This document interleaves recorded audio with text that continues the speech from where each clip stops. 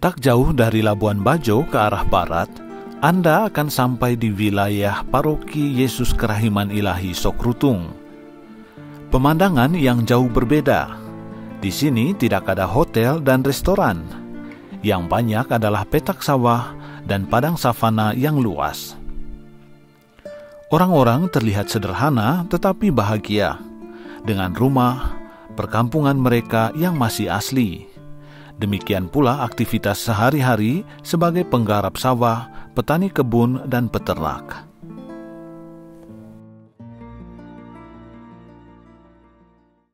Anda kembali menyaksikan program Bincang-Bincang Pastoral bersama saya, Festi.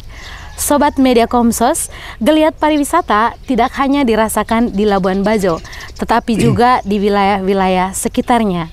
Namun, itu tidak berarti semua mesti turun ke Labuan Bajo untuk berpartisipasi dalam pengembangan pariwisata yang levelnya super prioritas itu. Nah, Bincang-Bincang Pastoral kali ini membahas bagaimana pastoral pariwisata holistik dilaksanakan di paroki sekitar atau di luar wilayah Labuan Bajo. Apa yang menjadi fokus perhatian mereka? Bagaimana itu dilaksanakan ke depannya? Telah hadir bersama saya Pastor Paroki Yesus Kerahiman Ilahi Sokrutung, yaitu paroki tempat bincang-bincang pastoral kali ini berlangsung. Ada Romo Yuvens Rugi PR. Selamat siang Romo. Selamat siang Festi dan selamat siang untuk para penonton sekalian. Apa kabar hari ini Romo? Sangat baik, saya mendapat kunjungan yang sangat spesial hari ini di paroki ini. Ya, luar biasa Romo. Ya. Baik, langsung saja Romo. Pertanyaan pertama terkait dengan profil paroki. Romo, paroki Sokrutung ini berada di dekat Labuan Bajo. Bahkan sebagian wilayahnya masuk dalam kawasan pariwisata. Apa hal menarik lainnya dari paroki Sokrutung ini Romo? Baik, benar paroki ini letaknya itu sangat strategis memang. Jarak tempuh dari Labuan Bajo ke sini itu ya kita hanya butuh 15 sampai 20 menit saja. Ya. Kemudian ya kalau saya tidak salah itu tata ruang kota itu sudah sampai di sini dia, sehingga kami tidak lagi disebut sebagai paroki pinggiran, tetapi ya paroki yang sudah berada di dalam kawasan kota Labuan Bajo. Oh, ya. Begitu Romo. Ya, benar. Ya. Baik, lalu terkait dengan umat Romo. Ada berapa banyak umat? Lalu ada berapa jumlah KBG juga stasi yang ada di wilayah paroki Sokrutung ini? Baik, pertama paroki ini dia ya untuk saya itu sangat menarik karena dia berada di antara teman-teman yang lain ya, yang pluralis ya. Itu kemudian paroki ini ya ada 6 stasi, ada 48 KBG dan seluruh umat menurut data sensus tahun 2021 4.353 jiwa ya. Itu jumlah umat di sini dan ya saya sangat senang ya jumlah umat yang cukup ya besar, kemudian akses sekarang ini begitu gampang ya dari satu titik ke titik yang lain. Ya. Oke Romo, lalu terkait dengan pariwisata holistik. Nah, Kuskupan Ruteng mencanangkan tahun 2022 ini sebagai tahun pastoral pariwisata holistik. Ya, nah, ketika mendengar itu Romo, kira-kira apa reaksi Romo sebagai pastor paroki yang dekat sekali dengan Labuan Bajo, kota super premium Romo? Baik ya, tentu reaksi pertama itu khususnya saya itu sangat senang ya, senang dan gembira ketika pihak Kuskupan ya menjadikan membaptis tahun ini menjadi tahun pariwisata dan memang cocok dengan kami nih ya, karena pariwisata yang super prioritas ini kami ada di dalamnya, sehingga ya tema ini untuk kami ini menjadi tema yang sangat menarik ya untuk kami gumuli, kami geluti ya di dalam 1 tahun berjalan ini ya, 1 tahun ke depan. Ya. Lalu Romo, terkait dengan berbagai tantangan atau peluang positif pariwisata bagi kehidupan umat dan gereja ini Romo, apa yang menjadi fokus perhatian paroki khususnya pada tahun pariwisata holistik ini? Baik, saya selalu diskusi selama ini ya ketika tema ini dicanangkan. Saya sudah berdiskusi dengan tokoh umat dan umat di sini tentang apa yang kita bisa buat di dalam menyongsong pariwisata ini untuk konteks kita ini.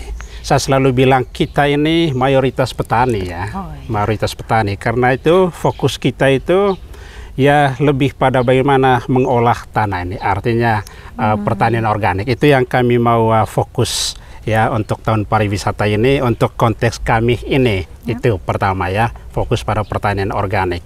Tetapi juga kami nanti seperti yang saya sharing waktu sidang pastoral itu juga yang berkaitan dengan dunia budaya itu kami mau hidupkan beberapa budaya, misalnya budaya menari dan seterusnya karena kami tahu ada keluar masuk tamu lah di Manggarai Barat ini, sehingga mungkin kelompok-kelompok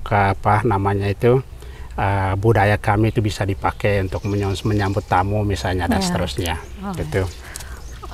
Ya Romo, lalu terkait dengan apa yang Romo sampaikan, memakai budaya tari lalu pertanian organik. Nah, bagaimana itu dilaksanakan? Maksudnya prosesnya ini ke depan, Romo. Baik sekarang selama ini kami sudah mulai sebenarnya dan hari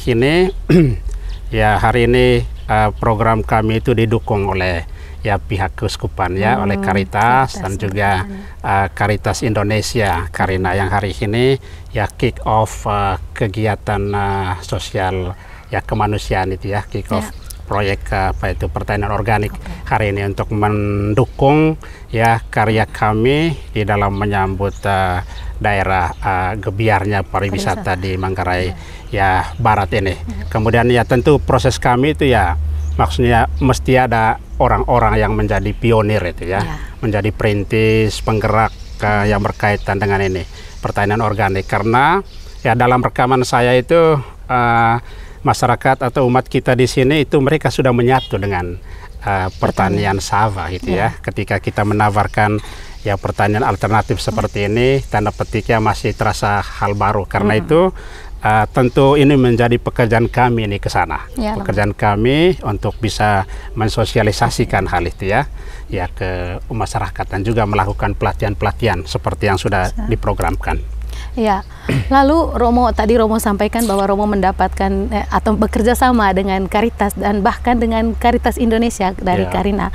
Lalu Romo juga sudah menyampaikan bahwa potensi di sini umatnya itu memiliki potensi yang baik di bidang pertanian gitu. Mereka sebagian besar itu bertani. Lalu harapan atau target dari Romo dari kegiatan yang mau dibuat bersama umat itu apa, Romo?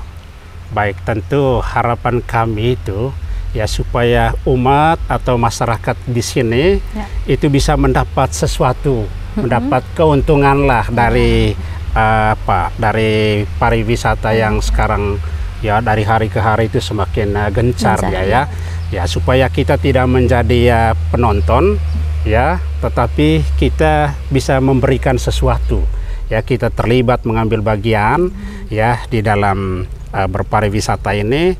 Dan untuk kami itu kita ini petani yang kita bisa berikan adalah hasil pertanian kita untuk mendukung dunia pariwisata ini di Labuan Bajo. Oke Romo, itu tadi terkait dengan peluang-peluang ke depannya terkait dengan pariwisata. Nah, sekarang kita berbicara sisi lain dari pengembangan pariwisata ini, Romo. Apa persoalan yang mencemaskan atau dampak buruk yang perlu mendapat perhatian khusus, perhatian pastoral secara khusus gitu, Romo?